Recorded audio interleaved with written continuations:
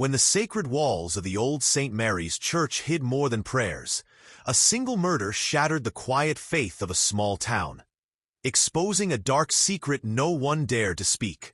It was just before dawn when old Mr. Jenkins, the church caretaker, made his routine rounds through St. Mary's Church. The sky was still a deep indigo, and the sleepy town lay silent beneath the blanket of early morning mist. The church stood tall at the town center, its towering steeple piercing the sky like a beacon of hope and faith for the faithful. For decades, the people of this small town had come here to pray, to confess their sins, and to find solace in the quiet embrace of the sanctuary. But that morning, something was terribly wrong. As Jenkins pushed open the heavy oak doors, the familiar creak echoed unervingly through the empty nave. The scent of old wood and candle wax hung in the air, mingled with a faint hint of something else, something metallic and sharp. He paused, his heart beginning to pound with an instinctive unease. It was a feeling he had never known inside these sacred walls. With cautious steps, Jenkins made his way down the aisle, the polished marble floor cold beneath his worn shoes. The pews, usually arranged with perfect symmetry, seemed suddenly sinister, as if they were silent witnesses to a dreadful secret. The stained glass windows caught the faint dawn light, splashing the floor with shards of red, blue, and gold, colors that felt oddly out of place in the heavy silence. Then, he saw it. Father Matthew lay motionless on the altar, his once vibrant face pale and still. The white robes he always wore were stained, and the golden chalice he had been holding lay shattered beside him. Jenkins's breath caught in his throat. The man who had been the town's spiritual leader for over 20 years, a man who had baptized their children, comforted the grieving, and counseled the lost, was dead.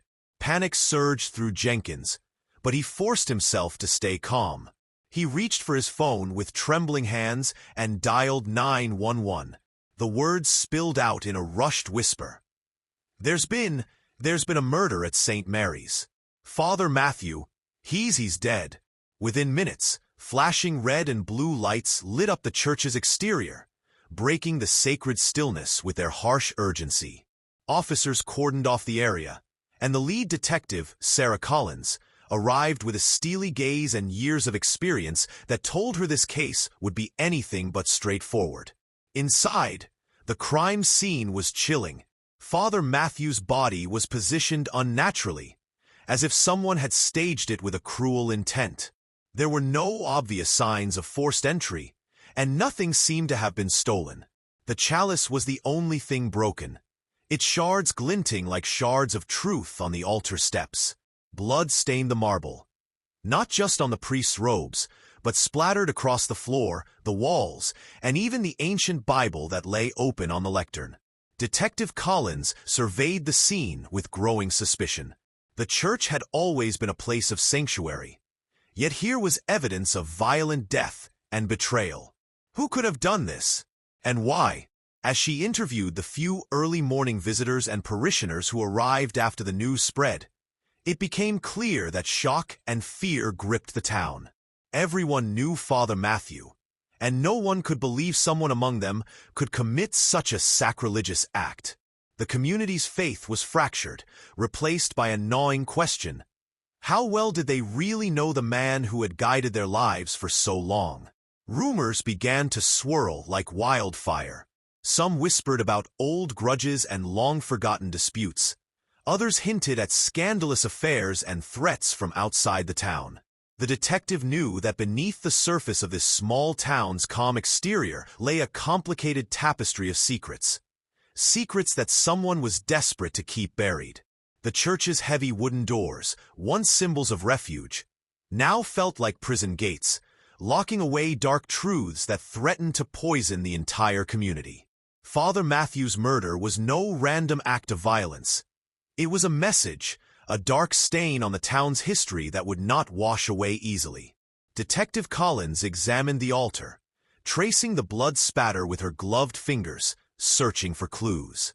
The chalice's shards were collected carefully, each piece a puzzle to be solved. In the shadows of the confessionals, she found a small, crumpled note. Its message cryptic but ominous. The sins of the past will not stay buried. That note became the key to everything. The discovery of Father Matthew's body transformed the church from a sanctuary into a stage for a sinister drama. The investigation had just begun, but one thing was clear. This murder would unearth secrets so dark they would shake the foundations of the town itself. As dawn broke fully over the small town, the people gathered outside the church, faces pale and eyes wide with fear and disbelief. The place that had always been their spiritual home had become a house of horrors, and they knew their lives would never be the same again. In the days following the grim discovery at St. Mary's, the small town felt as though it were caught in a tightening noose of fear and suspicion. The murder of Father Matthew was more than just a shocking crime. It was a rupture in the fabric of the community. Beneath the surface of polite greetings and Sunday smiles, a tangled web of secrets began to unravel. And it became clear that the church's walls had held many things hidden for years. Detective Sarah Collins moved through the town like a shadow, knocking on doors, listening to hushed voices behind curtains, and piecing together fragments of the puzzle. Each person she spoke with seemed to carry a secret, some small and seemingly insignificant, others darker and more dangerous. As she peeled back layers of the town's social fabric, the image of a simple, devout community crumbled. At the center of the storm were the parishioners themselves, the people who had gathered every Sunday under the church's steeple, united by faith but divided by hidden resentments. Mrs. Edith Langley, the town librarian, was one of the first to reveal cracks in the perfect picture. She had been a close friend of Father Matthew for years, but her trembling voice revealed a different story. There were arguments, heated ones, she confided, about money, about who should be in charge of the church's renovations. Some didn't like how Father Matthew ran things. Edith's words opened a door into a fierce power struggle within the church committee. Several influential townsfolk had been at odds with Father Matthew, each with their own vision for the church's future and their own reasons to resent him. But was that enough motive for murder? Then there was David Cole, a local businessman with a reputation for his temper and a history of disputes with the church. His loud objections to Father Matthew's refusal to allow certain fundraising events had caused tension, but David denied any involvement in the murder. I argued with him, sure. But kill him? That's madness, he spat. Yet his alibi was weak, and whispers about his financial troubles added fuel to the fire. Even the priest's own family was shrouded in mystery. Father Matthew's younger sister, Helen, had arrived abruptly after the news broke. She spoke little of her brother, but hinted at a troubled past. There were things about Matthew that nobody knew, she said cryptically during a tense interview. Things that could destroy more than just his reputation. The detective's investigation exposed layers of hidden relationships, illicit affairs whispered about in corners, debts concealed behind polite smiles, and decades-old grudges simmering beneath the town's peaceful facade. It seemed everyone had a secret, and some were more willing than others to protect them at all costs. One chilling revelation came from Father Matthew's journal, found tucked away in his office. In it, he wrote about threats he had received, veiled warnings to stop digging into the town's history, to leave certain matters alone. The entry spoke of a dark past tied not only to him, but to the town itself, a past that someone was willing to kill to keep hidden.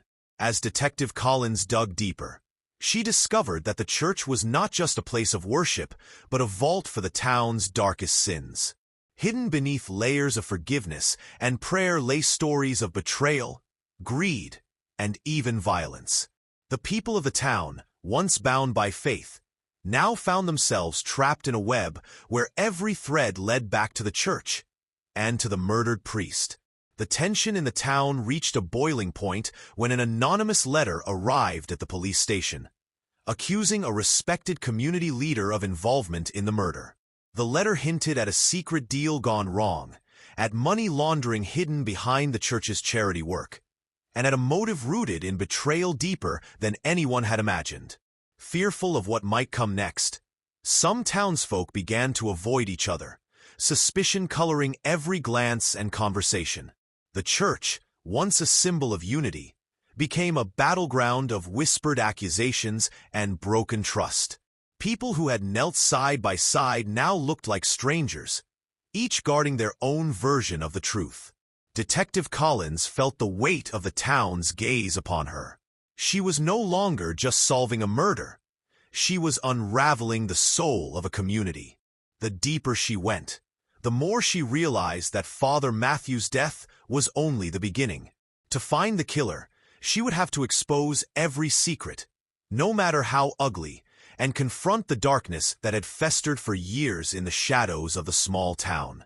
The web of secrets was vast, but one thing was clear. Somewhere in its tangled threads lay the truth, and that truth would either bring justice or destroy everything the town believed in. Just when the town thought the storm couldn't grow darker, a stranger arrived, his presence rippling through the fragile calm like a jagged knife slicing through silk. He appeared one foggy afternoon, a solitary figure standing outside the gates of St. Mary's Church, hands buried deep in the pockets of a weathered coat, eyes obscured by the brim of his hat. No one recognized him. No one knew his name. But the moment he stepped into the town square, a shiver seemed to pass through the people, as if their collective soul had just remembered something it had tried too long to forget. Detective Sarah Collins was immediately on alert. She had been combing through layers of secrets for days, chasing whispers and half-truths, and now, this stranger arrived like a ghost from the past. Who was he? What did he know? And why now? She approached him cautiously outside the church, her badge gleaming in the fading light. "Can I help you?" she asked, her voice firm yet measured. The man lifted his gaze, and for a brief moment their eyes met.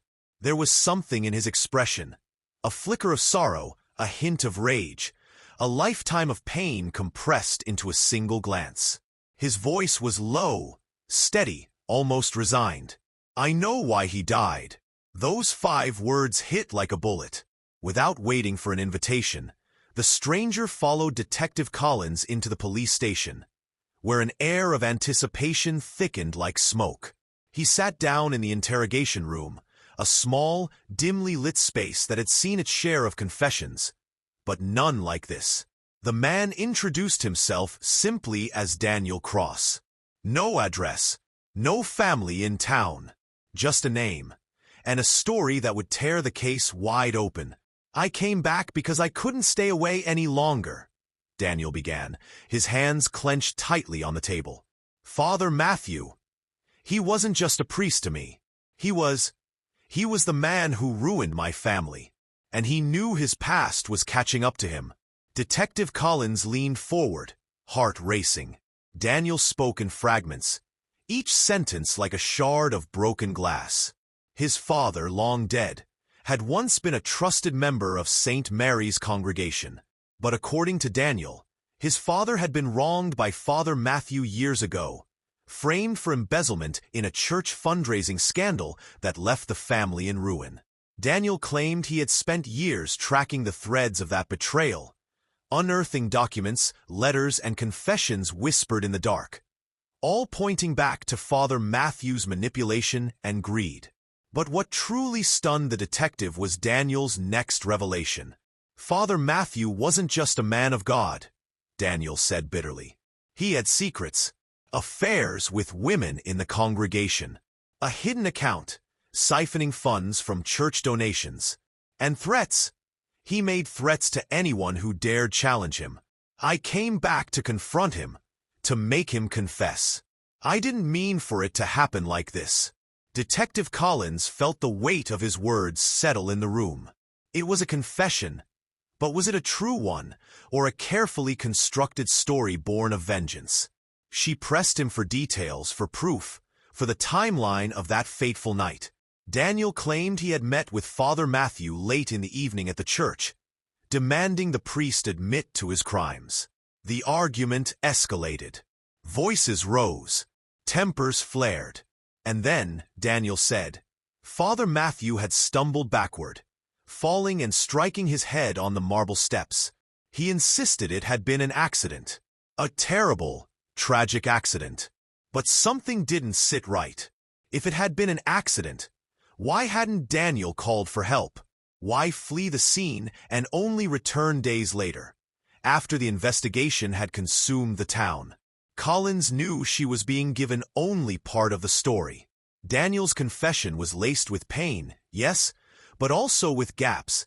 Gaps that could hide motives darker than guilt or regret. As the town learned of Daniel's arrival, panic spread like wildfire. Some were quick to condemn him, ready to see justice served. Others whispered in hushed tones, wondering if he was a scapegoat, a man returning to settle old scores, taking the fall for someone else's crime. Rumors swirled that Daniel wasn't acting alone, that there were others who had just as much to lose if the truth about Father Matthew came out. And then, just as suddenly as he had arrived, Daniel requested to speak to the judge directly. "There's something else," he said, his voice hollow. "Something no one else knows. I'll only say it in court." The courtroom was set ablaze with speculation. The townspeople packed the gallery, breathless with anticipation, as the story twisted yet again. Was Daniel Cross a grieving son seeking justice, or a cold-blooded killer masking his crime in a shroud of half-truths? Or was he something else entirely? A pawn in a larger game, a man being manipulated by forces in the town darker than anyone had dared to imagine? Detective Collins watched him closely, knowing the next move would either break the case wide open or plunge it into deeper chaos than ever before. The courtroom buzzed with uneasy energy as Daniel Cross's confession hung in the air, unanswered questions gnawing at the edges of every mind. But Detective Sarah Collins knew the case wasn't closed. Not yet. Daniel's words had opened a door, but what lay behind it was darker than anyone had dared imagine. It was time to confront the truth that Father Matthew had taken to his grave, or tried to. Father Matthew wasn't just a man of faith. He was a man of layers, and those layers were finally peeling away, revealing rot beneath the surface. Collins dug deeper, scouring old records, interviewing aging townsfolk, and piecing together a story that had been hidden in the shadows of the church for decades. What she uncovered sent chills down her spine. Years ago, before he donned the priest's collar and became the moral compass of the town, Father Matthew had a different name, Matthew Kerrigan. Born in a neighboring county, he had once been a young seminary student known for his ambition, charisma, and unshakable confidence. But his past wasn't one of quiet devotion. It was one of scandal, silenced accusations, and unfinished consequences. There were whispers, buried in old newspaper clippings and faded letters, hints of an investigation into financial misconduct at a previous parish, where funds earmarked for community programs had mysteriously vanished. Parishioners there had spoken of Father Matthew's persuasive charm, his ability to convince, to manipulate, to make people believe whatever he needed them to believe. One elderly nun, Sister Agnes, had tried to raise the alarm back then, warning others that Father Matthew has a gift for covering his tracks. But the investigation had fizzled out, buried by powerful connections and an unspoken agreement to protect the church's reputation at all costs. It wasn't just money that followed him like a shadow. There were rumors, unproven, hushed in fear, of inappropriate relationships, broken hearts, and emotional manipulation. One woman, Margaret Dawson, now in her late 60s, finally came forward after years of silence. Sitting across from Detective Collins, her hands shaking, she recounted how, as a young woman, she had been swept into an affair with Father Matthew.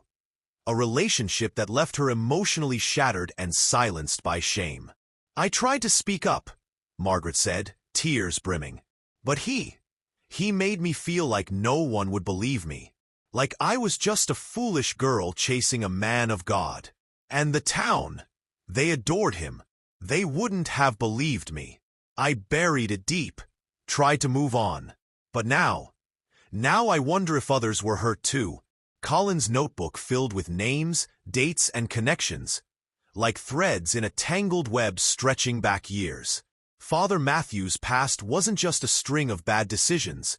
It was a pattern of power, manipulation, and hidden sins that had been carefully obscured under the banner of faith. He had worn the collar, but he had also worn a mask, hiding behind sermons and scripture while wielding quiet control over those who dared oppose him.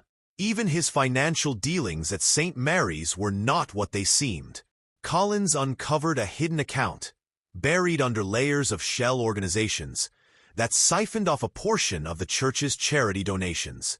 Thousands of dollars, intended for community outreach, had vanished over the years. Money that could have fed families, funded shelters, and supported those in need. Instead, it had lined the pockets of a man who had preached humility while living in quiet luxury. As Collins compiled the evidence, a chilling picture formed. Father Matthew wasn't just a victim. He was a man with enemies, people who had suffered at his hands, who had lost trust, dignity, even their livelihoods because of his actions. The question was no longer who might have wanted him dead. It was how many. The weight of the truth bore down on the town like a heavy fog. Parishioners who had once revered Father Matthew now whispered in shock, their faith shaken, their memories twisted by the revelation that the man who had baptized their children and blessed their marriages had also betrayed their trust in the most profound ways. And yet, even with the puzzle pieces falling into place, one piece remained missing. Who had killed him? Was it Daniel Cross, driven by a thirst for revenge, as he claimed? Or was Daniel simply the tip of the iceberg? A man pushed into the spotlight while the true killer remained hidden in the shadows, desperate to keep the darkest secrets buried? Collins stared at the wall of evidence in her office. The photographs, the statements, the timeline. It felt like standing at the edge of a cliff, looking down into a darkness that seemed to have no end. Father Matthew's death wasn't just the story of a single murder. It was the culmination of decades of deception, lies, and wounds that had never truly healed. The church bells rang out across the town as if in mourning, each note a reminder of the cost of silence.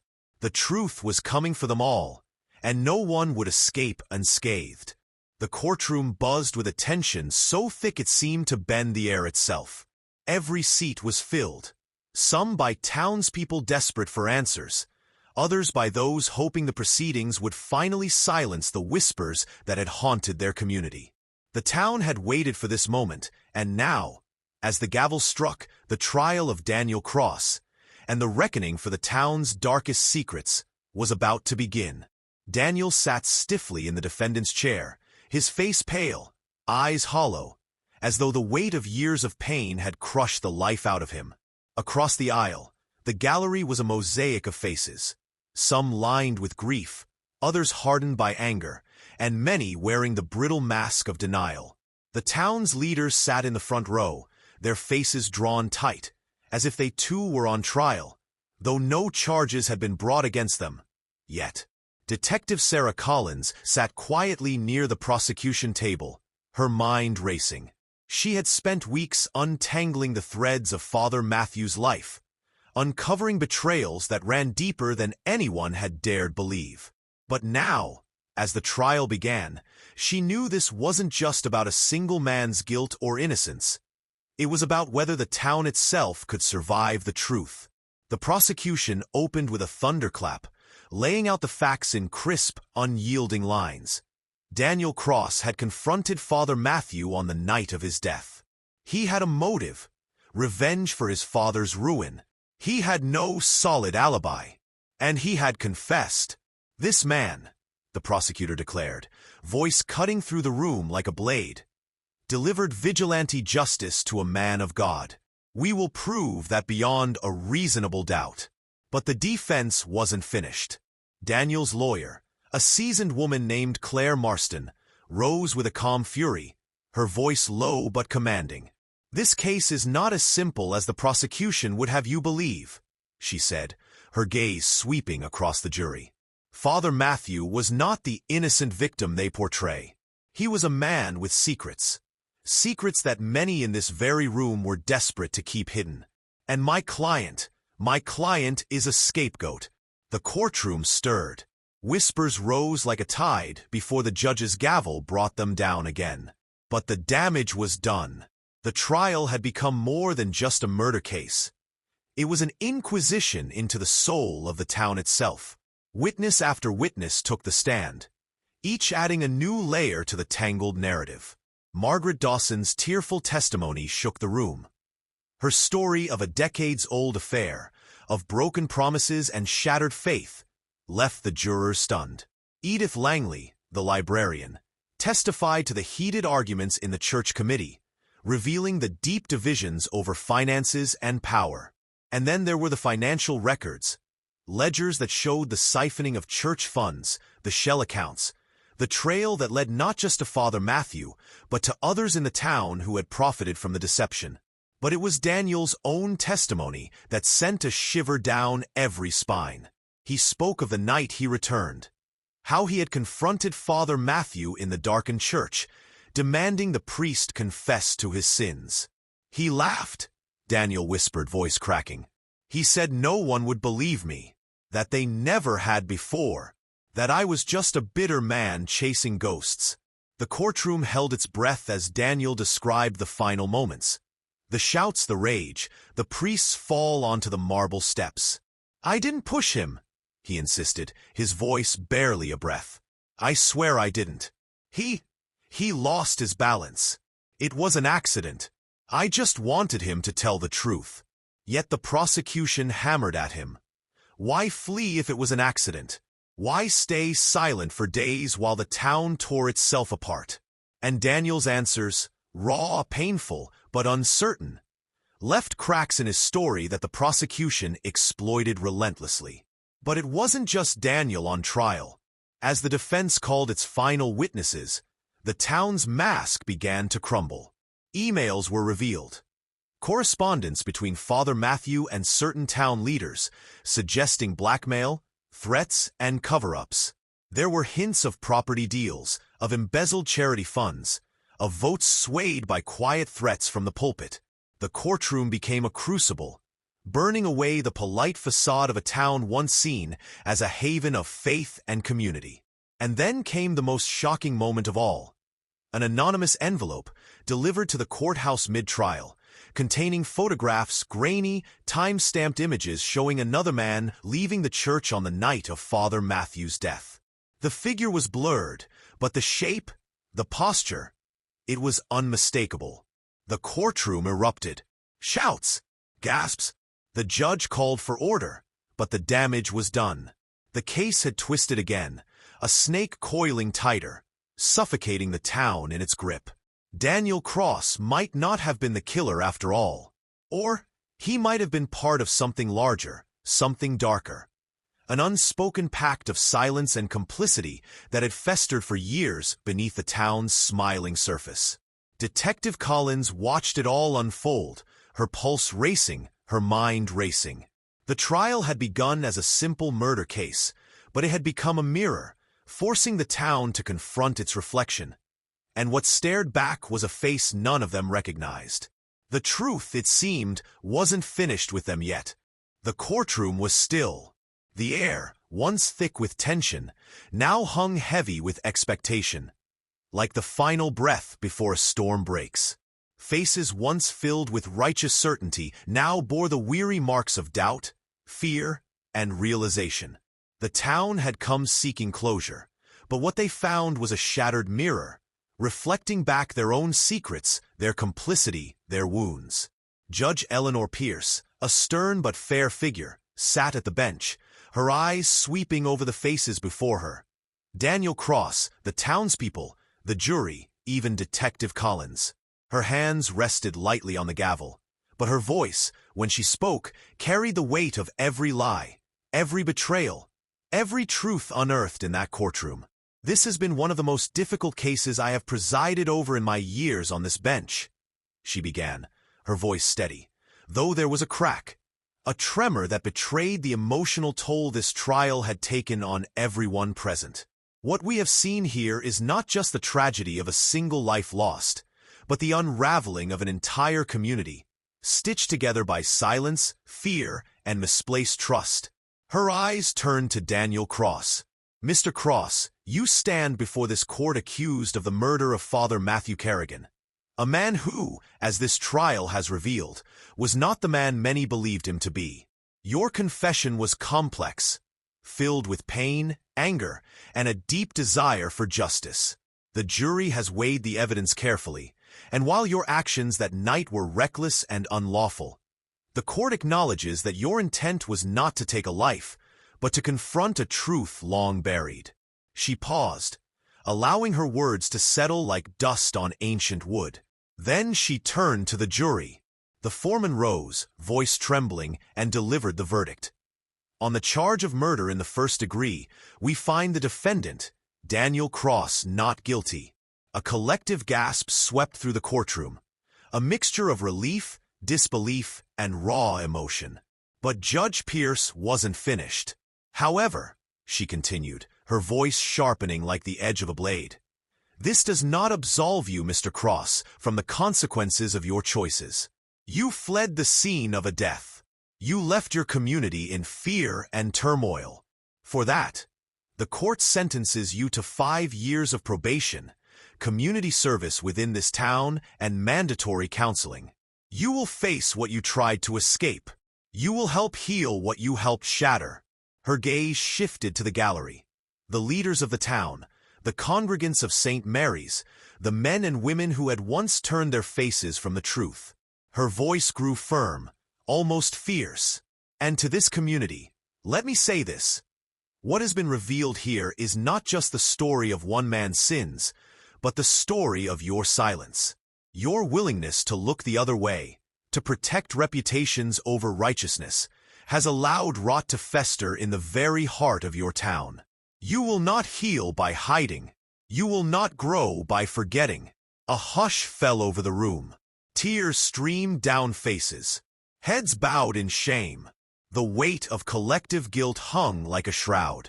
Judge Pierce's voice softened then, but the firmness remained, like a gentle hand guiding a wayward child. Let this be a turning point. Let the truth set you free, not by erasing the past, but by confronting it, by learning from it, by building something better. The darkness has been exposed. Now, it is your duty to step into the light. She lifted the gavel, its sound ringing out with a finality that echoed deep into the bones of every soul in that room. This court is adjourned. The people rose, but no one moved. The weight of the verdict, of the truth, of the burden they all now carried, was too heavy to lift in a single breath. And as the bells of St. Mary's Church began to toll, slow, somber, yet somehow hopeful, the town of Willow Creek knew that this was not the end of a single story, but the beginning of a reckoning they could no longer outrun.